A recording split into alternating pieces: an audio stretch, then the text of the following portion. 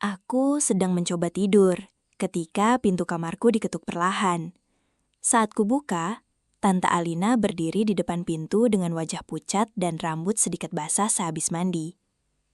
Aroma parfum lembut bercampur wangi minyak kayu putih langsung memenuhi udara di sekitar kami. Dengan suara pelan dan tatapan yang sulit kujelaskan, ia meminta bantuanku untuk sesuatu yang katanya tidak bisa ia lakukan sendiri malam itu. Aku sempat ragu, tapi karena sejak kecil aku selalu dekat dengannya, aku mengikuti langkahnya menuju kamar. Namun saat pintu kamar itu perlahan dikunci dari dalam, jantungku mulai berdetak tidak karuan. Ada suasana aneh yang belum pernah kurasakan sebelumnya. Lampu kamar yang redup, hujan di luar jendela, dan tatapan mata Tante Alina membuat malam itu terasa jauh lebih panjang dari biasanya. Namaku Tony. Saat semua kejadian itu dimulai, usiaku baru 23 tahun. Aku baru saja lulus kuliah dan sedang sibuk mencari pekerjaan tetap di kota. Masa itu sebenarnya terasa cukup berat untukku. Ayah sudah lama sakit-sakitan dan penghasilan keluarga semakin menurun. Karena itulah ibuku meminta aku tinggal sementara di rumah adiknya, Tante Alina, supaya lebih mudah mencari pekerjaan tanpa harus bolak-balik dari kampung. Sejak kecil aku memang dekat dengan Tante Alina. Beliau termasuk orang yang paling sering membantu keluargaku saat kami kesulitan. Bahkan sebagian biaya kuliahku dulu juga dibantu olehnya. Karena itulah aku sangat menghormatinya dan menganggapnya seperti ibu keduaku sendiri. Rumah Tante Alina berada di ujung komplek yang cukup tenang. Rumah 2 lantai itu terlihat sederhana, tapi sangat nyaman. Halamannya dipenuhi tanaman bunga yang selalu dirawat rapi setiap pagi. Aroma melati dan kopi sering tercium dari dapur, menciptakan suasana hangat yang membuat siapa saja merasa betah tinggal di sana. Suaminya, Om Rudi, bekerja sebagai supir ekspedisi antar kota. Karena pekerjaannya itu, Om sering pergi berhari-hari, bahkan kadang sampai seminggu penuh. Anak mereka satu-satunya, Dimas, sedang mondok di luar kota, sehingga rumah itu sering terasa sangat sepi. Awalnya hidupku di sana berjalan normal seperti keluarga pada umumnya. Aku membantu memperbaiki genteng bocor, membersihkan gudang, mengantar tante ke pasar, bahkan kadang memasak jika beliau sedang lelah. Sebagai gantinya, Tante Alina selalu memperlakukanku dengan sangat baik. "Tony, makan yang banyak. Badan kamu makin kurus aja," katanya suatu pagi sambil menambahkan lauk ke piringku. Aku hanya tertawa kecil. Kalau tiap hari dimasakin begini terus, nanti malah gemuk, Tan. Tante Alina ikut tertawa pelan. Suaranya lembut dan menenangkan. Hari-hari di rumah itu terasa nyaman. Sore hari aku biasanya duduk di teras sambil membuka laptop mencari lowongan kerja. Kadang Tante Alina ikut duduk di sampingku sambil membawa teh hangat dan camilan. "Ada panggilan kerja belum?" tanyanya hampir setiap sore. "Belum ada yang cocok," jawabku sambil tersenyum tipis. "Pelan-pelan aja. Yang penting jangan putus semangat." Perhatian-perhatian kecil seperti itu membuatku merasa dihargai. Aku mulai menganggap rumah itu sebagai tempat paling nyaman selama aku berada di kota. Namun semuanya perlahan berubah sejak Om Rudi semakin jarang pulang. Rumah yang awalnya terasa hangat mulai dipenuhi kesunyian aneh setiap malam. Aku sering melihat Tante Alina duduk sendirian di ruang tamu sambil menonton televisi tanpa benar-benar memperhatikan acaranya. Kadang beliau termenung lama di meja makan, walau makanan sudah dingin. Suatu malam saat hujan turun deras, aku melihatnya duduk sendirian di teras belakang sambil memandangi langit gelap. "Tante belum tidur?" tanyaku pelan. Beliau tersenyum kecil. "Susah tidur kalau rumah terlalu sepi." Aku akhirnya duduk menemaninya. Kami mengobrol cukup lama tentang banyak hal.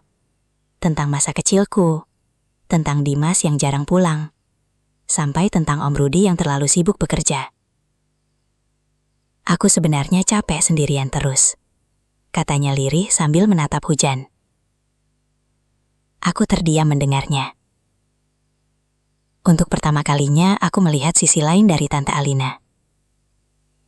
Bukan lagi sosok wanita ceria yang selalu terlihat kuat, melainkan seseorang yang diam-diam menyimpan rasa sepi begitu dalam. Sejak malam itu, kami jadi lebih sering mengobrol sampai larut. Kadang sambil minum kopi di dapur, kadang sambil mendengarkan suara hujan di ruang tengah. Aku menganggap semua itu biasa saja, karena bagaimanapun juga beliau adalah keluargaku sendiri. Namun, tanpa kusadari, kedekatan kecil itu perlahan berubah menjadi sesuatu yang jauh lebih rumit. Aku mulai merasa Tante Alina terlalu nyaman berada di dekatku. Tatapannya kadang terasa berbeda. Beliau juga mulai sering mencariku, bahkan untuk hal-hal kecil. Tony, temani tante makan ya. Tony, bantu tante pilih baju buat acara besok. Atau sekadar, jangan tidur dulu, tante pengen ngobrol. Aku berusaha menganggap semuanya wajar. Tapi jauh di dalam hati, ada perasaan aneh yang mulai tumbuh setiap kali kami berdua terlalu lama sendirian di rumah itu. Dan aku tidak pernah menyangka, semua akan berubah total pada malam hujan ketika Tante Alina mengetuk pintu kamarku dengan wajah pucat dan meminta bantuanku masuk ke kamarnya. Malam itu, hujan turun jauh lebih deras dari biasanya. Angin dari luar membuat jendela kamar bergetar pelan, sementara suara petir beberapa kali terdengar dari kejauhan. Aku yang sejak tadi belum bisa tidur, sedang memainkan ponsel di atas kasur ketika tiba-tiba terdengar ketukan pelan di pintu kamar. Tok, tok, tok. Awalnya aku mengira hanya perasaanku saja, tapi beberapa detik kemudian ketukan itu terdengar lagi. Tony, kamu belum tidur? Itu suara Tante Alina. Aku langsung bangun dan membuka pintu perlahan. Di depan kamar, Tante Alina berdiri memakai sweater tipis dengan rambut sedikit berantakan. Wajahnya terlihat pucat seperti sedang menahan sakit. Tante kenapa? Tanyaku khawatir. Beliau memegang bagian lehernya pelan. Ini pundak tante sakit banget dari tadi, kayak salah urat. Bisa bantu tante sebentar? Aku langsung mengangguk tanpa banyak berpikir. Iya, Tan. Beliau tersenyum kecil lalu berjalan lebih dulu menuju kamarnya. Aku mengikuti dari belakang sambil mencoba tetap tenang. Namun entah kenapa, suasana malam itu terasa berbeda. Rumah sangat sunyi. Hanya suara hujan dan langkah kaki kami yang terdengar di lorong gelap. Begitu masuk kamar, Tante Alina perlahan menutup pintu. Klik. Lalu, pintu itu dikunci dari dalam. Dadaku langsung berdegup lebih keras. Aku berdiri kaku beberapa langkah dari pintu sementara Tante Alina duduk di tepi kasur sambil memegang pundaknya. Duduk sini aja, Ton, katanya pelan. Aku mencoba menenangkan pikiranku sendiri. Mungkin beliau hanya takut angin dingin masuk dari luar. Aku tidak boleh berpikir macam-macam. Bagian mana yang sakit, Tan? Tanyaku hati-hati. Di sini, katanya sambil menunjuk pundak belakangnya. Aku mulai memijat perlahan seperti yang diminta. Awalnya suasana terasa biasa saja. Namun semakin lama, kamar itu terasa semakin sunyi dan canggung. Lampu tidur berwarna kuning redup membuat bayangan kami terlihat samar di dinding kamar. Aroma parfum lembut bercampur minyak kayu putih memenuhi udara. Tangan kamu hangat ya? Kata Tante Alina tiba-tiba. Aku langsung salah tingkah. Hehe, biasa aja, Tan. Beliau tertawa kecil. Tapi kali ini tawanya terdengar berbeda. Lebih pelan. Lebih lembut. Beberapa menit kemudian, Tante Alina tiba-tiba menunduk diam. Bahunya terlihat bergetar kecil. Tante? Tanyaku bingung. Saat beliau menoleh, matanya ternyata mulai berkaca-kaca. Aku capek, Ton. Aku langsung panik. Capek kenapa? Tiap hari sendirian di rumah ini. Suasana mendadak berubah berat. Beliau mulai bercerita tentang Om Rudi yang semakin jarang pulang.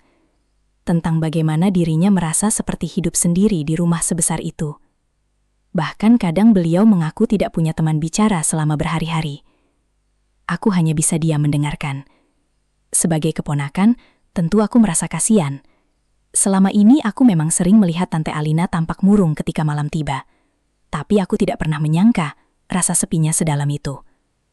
Tante cuma pengen ada yang nemenin ngobrol, katanya lirih. Aku mencoba tersenyum kecil. Aku kan di sini, Tan.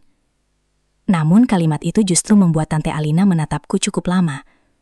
Tatapan yang membuat dadaku tiba-tiba terasa tidak nyaman. Aku buru-buru menghentikan pijatan dan berdiri pelan. Kalau udah agak enakan, aku balik kamar dulu ya, Tan. Tapi saat aku hendak melangkah, Tante Alina tiba-tiba memegang pergelangan tanganku. Jangan dulu. Suaranya sangat pelan. Aku membeku. Untuk beberapa detik, suasana kamar terasa sangat hening. Yang terdengar hanya suara hujan deras di luar jendela dan detak jantungku sendiri yang mulai tidak beraturan. Aku menoleh perlahan ke arah Tante Alina. Dan malam itu, untuk pertama kalinya aku benar-benar merasa bahwa hubungan kami mulai bergerak ke arah yang seharusnya tidak pernah terjadi. Sejak kejadian di kamar Tante Alina malam itu, pikiranku tidak pernah benar-benar tenang. Aku mulai merasa canggung setiap kali bertemu dengannya di rumah. Bahkan suara langkah kakinya di lorong saja kadang membuat dadaku berdegup lebih cepat. Aku berusaha bersikap biasa. Sangat biasa. Namun justru Tante Alina terlihat semakin dekat denganku. Beliau mulai sering mencariku, bahkan untuk alasan sederhana. Kadang hanya meminta ditemani makan malam, kadang memintaku duduk menemaninya menonton televisi sampai larut. Bahkan beberapa kali ia sengaja membuat kopi 2 cangkir, lalu memanggilku ke dapur. "Tony, temani tante sebentar ya. Rumah ini sepi banget." Nada suaranya selalu terdengar lembut dan penuh harap. Dan itu yang membuatku semakin sulit menjaga jarak. Aku sadar situasi ini mulai berbahaya. Karena semakin hari, aku bisa merasakan bahwa Tante Alina tidak lagi melihatku hanya sebagai keponakan yang numpang tinggal di rumahnya.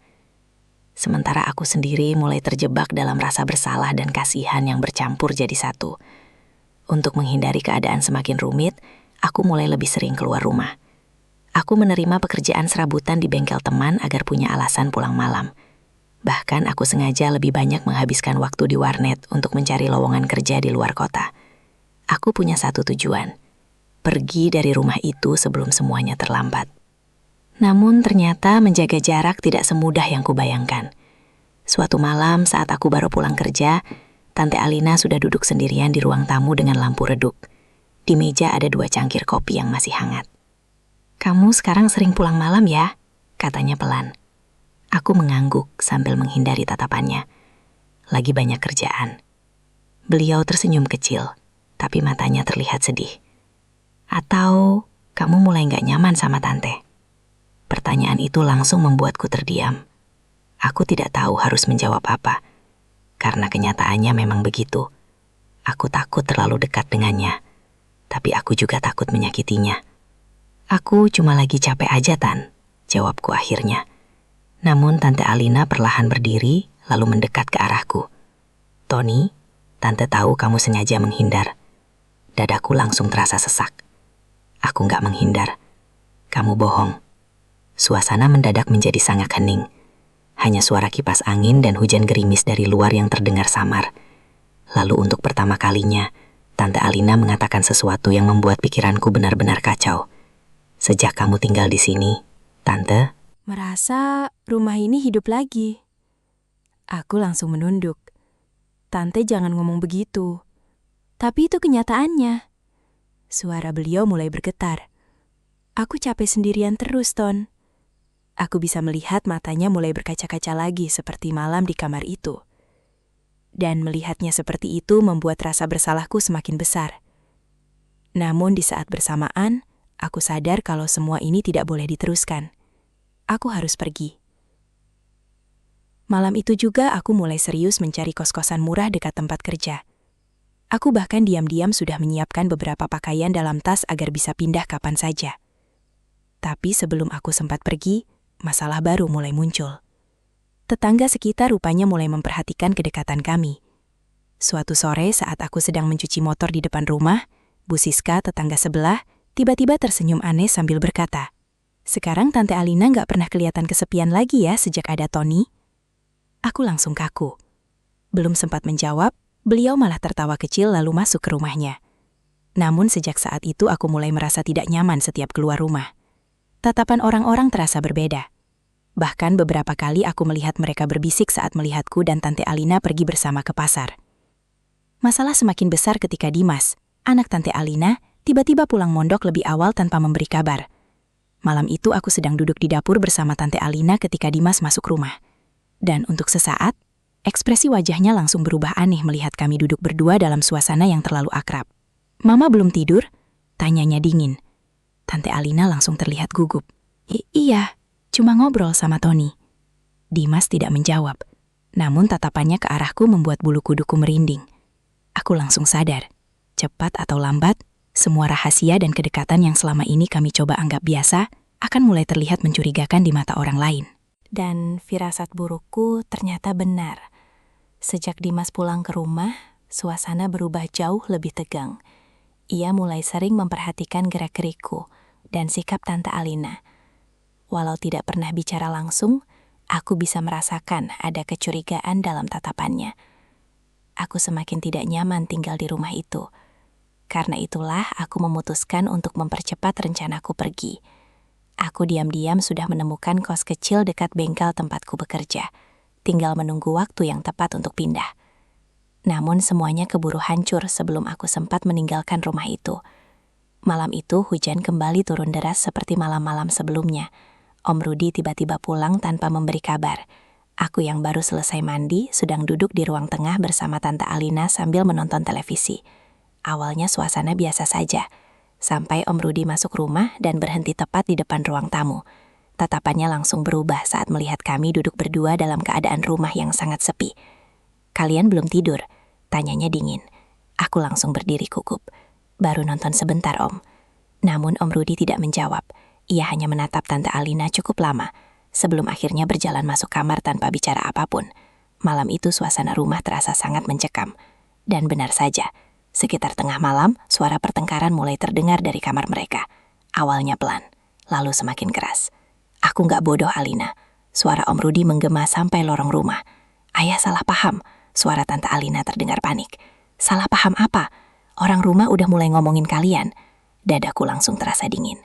Aku duduk diam di kamar, sambil menggenggam ujung kasur. Keringat dingin mulai keluar, walau udara malam sangat dingin. Lalu tiba-tiba, brak! Suara pintu kamar terbuka keras. Langkah kaki Om Rudi terdengar mendekati kamarku. Dan beberapa detik kemudian, brak, brak, brak. Pintu kamarku digedor keras. "Tony, keluar kamu!" Tanganku gemetar saat membuka pintu. Om Rudi berdiri dengan wajah merah penuh emosi.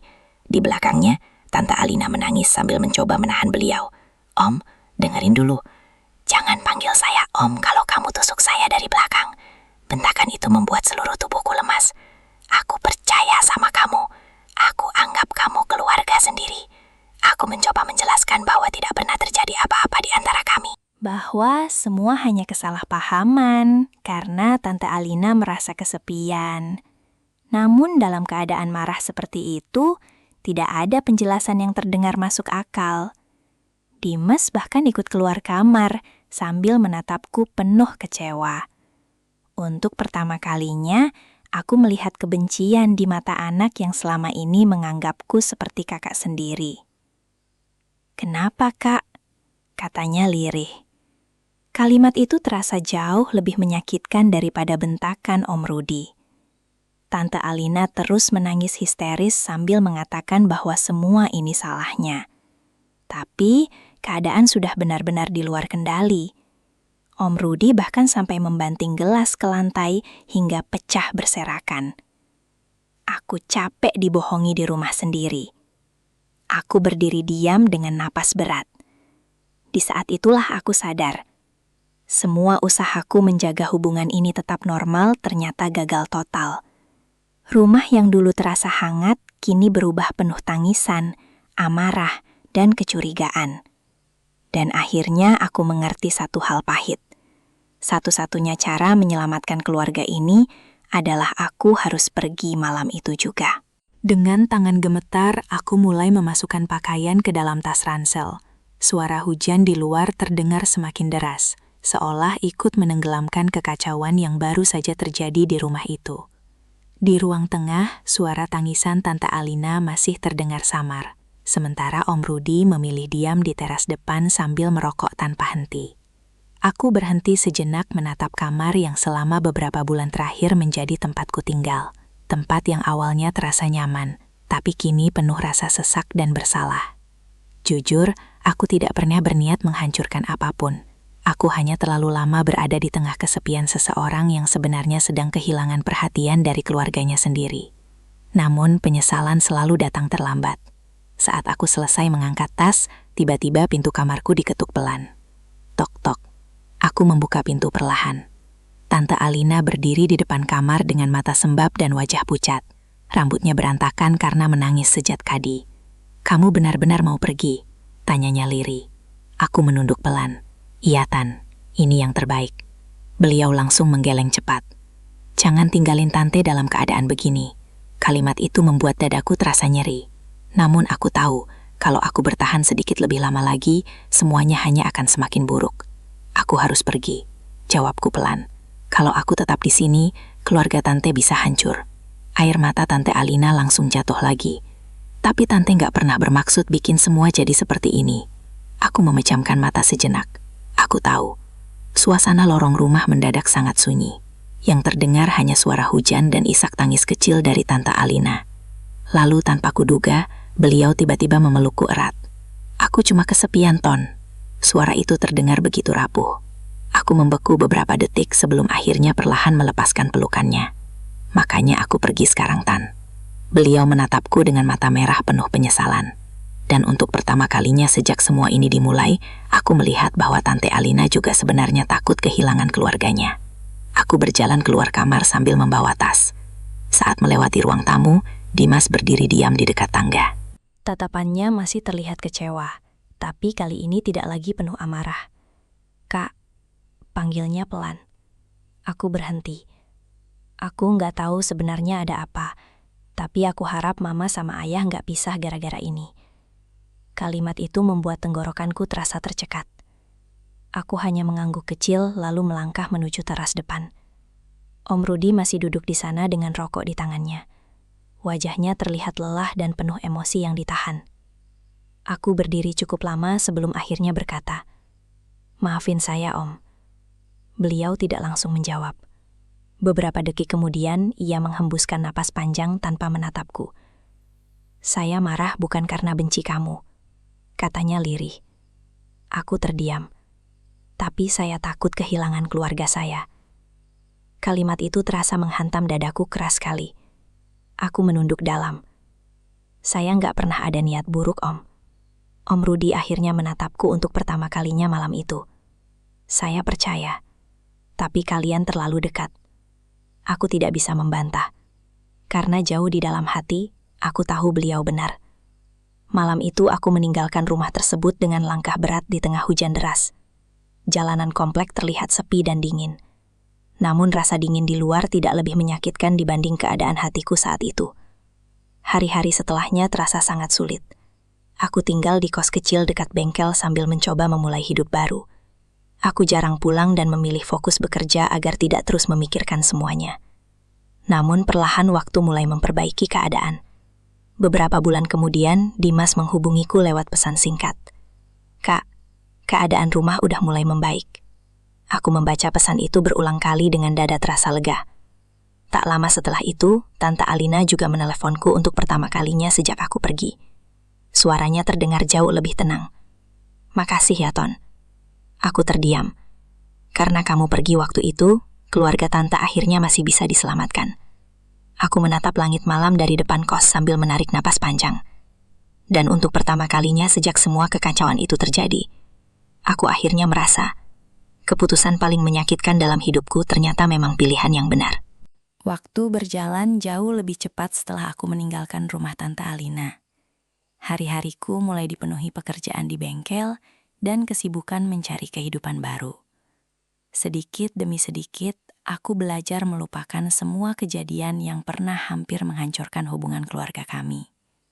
Namun sejujurnya, ada beberapa kenangan yang tidak pernah benar-benar hilang. Setiap kali hujan turun di malam hari, pikiranku selalu kembali ke rumah itu. Ke lorong yang sunyi, ke lampu kamar yang redup, ke suara pelan Tante Alina yang memanggil namaku di tengah malam. Dan kedetik ketika pintu kamar itu terkunci, lalu semua perlahan berubah menjadi rumit.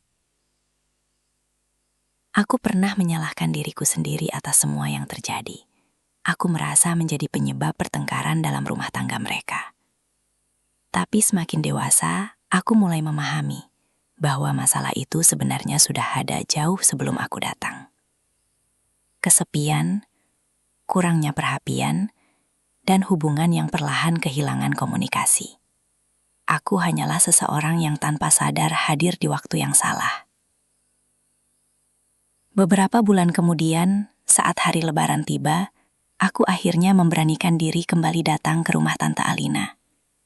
Jantungku berdegup cukup keras saat berdiri di depan pagar rumah yang dulu terasa begitu hangat sekaligus menyakitkan. Aku sempat ragu untuk mengetuk pintu. Namun sebelum sempat melangkah mundur, pintu rumah terbuka perlahan. Dimas berdiri di sana. Untuk sesaat kami hanya saling diam. Lalu tiba-tiba ia tersenyum kecil. "Kak Tony?" Aku ikut tersenyum lega. "Gimana kabarmu?" "Baik," ia mengangguk pelan. "Mama pasti senang kalau lihat kakak datang." Kalimat itu langsung membuat dadaku terasa hangat. Aku masuk perlahan ke dalam rumah. Dan saat itulah aku melihat Tante Alina keluar dari dapur sambil membawa piring makanan. Tatapan kami bertemu. Beberapa detik terasa sangat sunyi. Namun kali ini tidak ada lagi rasa canggung seperti dulu. Tidak ada lagi tatapan penuh kesepian atau emosi yang sulit dijelaskan. Yang tersisa hanya senyum lembut seorang tante kepada keponakannya. "Tony," katanya pelan. Aku menunduk hormat. "Selamat Lebaran, Tan." Tante Alina tersenyum kecil lalu mengangguk. "Masuk, makan dulu." Suasana rumah terasa jauh berbeda dibanding terakhir kali aku pergi. Kini terdengar suara tawa dari ruang tengah. Om Rudi juga terlihat lebih sering berada di rumah dan bercanda dengan Dimas. Dan saat Om Rudi keluar dari kamar, lalu melihatku duduk di meja makan, beliau hanya diam beberapa detik, sebelum akhirnya menepuk pundakku pelan. "Udah kerja sekarang?" Aku mengangguk. "Udah, Om." Beliau tersenyum tipis. "Bagus. Berarti kamu udah jadi laki-laki yang lebih dewasa." Kalimat sederhana itu terasa seperti penghapus dari semua luka dan kesalahpahaman yang pernah terjadi. Malam harinya, aku duduk sendirian di teras rumah sambil memandangi langit setelah hujan reda. Angin malam terasa dingin, tapi hatiku jauh lebih tenang dibanding sebelumnya. Aku akhirnya mengerti satu hal penting dalam hidup. Tidak semua rasa nyaman harus dipertahankan. Tidak semua perhatian harus berubah menjadi kedekatan yang melampaui batas. Kadang seseorang hanya butuh didengar, bukan ditemani terlalu jauh sampai melupakan batas hubungan yang seharusnya dijaga. Dan sejak malam itu, aku belajar bahwa cinta paling dewasa bukan tentang memiliki, melainkan tentang tahu kapan harus berhenti, sebelum semuanya benar-benar hancur. Karena keluarga seharusnya menjadi tempat pulang yang menenangkan, bukan tempat lahirnya penyesalan yang akan menghantui seumur hidup.